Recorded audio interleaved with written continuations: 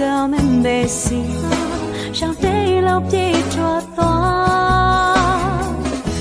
အချိန်မချမဲလေးကိုတန်းတာအစိစိနဲ့ခွေးချင်ငါလုံးတာ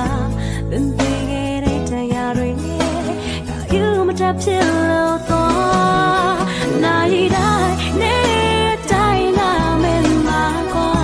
မင်းဝိတ်တဲ့တို့ရင်မဆိုးမထားမစကားပြောရတဲ့လေးများကနားလေးချရအောင်